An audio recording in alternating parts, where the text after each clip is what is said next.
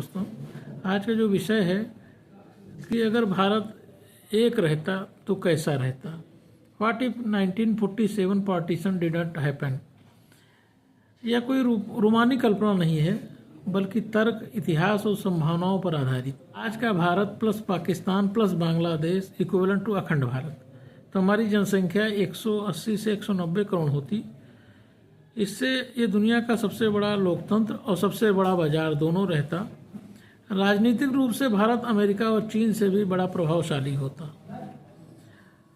अगर भारत एक रहता तो कराची भारत का सबसे बड़ा प्राकृतिक बंदरगाह और मिडिल ईस्ट यूरोप व्यापार का गेटवे रहता।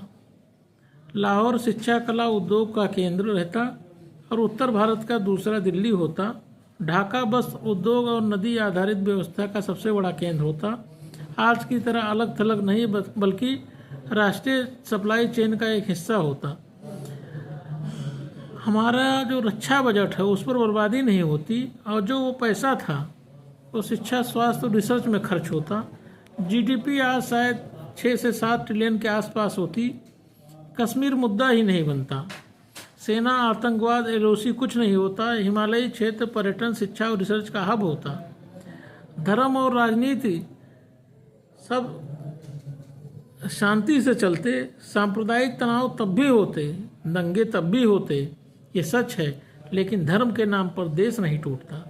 मुस्लिम देश दुश्मन में नहीं, अपने देश में नागरिक होते। वोट की राजनीति इतनी जहरीली ना होती। धर्म पहचान होती, सीमा नहीं। तीनों देशों की अलग अलग सेनाएं नहीं होती, एक संयुक्त और विशाल सेना होती। नतीजा, भारत यूएन सिक्योरिटी काउंसिल में स्थायी सीट पा जाता। संस्कृति और समाज रूप से हम बहुत उन्नत करते। लाहौर की कविताएं, कराची का गीत, ढाका की लोक धुन, बॉलीवुड, साहित्य, उर्दू, हिंदी, बंगाली सब एक साथ फलते। सरहद पार का कलाकार जैसा शब्द नहीं होता। लेकिन एक कड़वा सच भी सुनिए, अगर भारत एक रहता तो चुनौतियां भी होती। केंद्र बनाम प्रांत संघर्ष, शक्तिशाली राज्यों की खींचतान, भाषा और पहचान की राजनीति, शासन चलाना बेहद कठिन होता। यानी भारत शायद महान होता, लेकिन ये चीज़ आसान नहीं होता। धन्यवाद।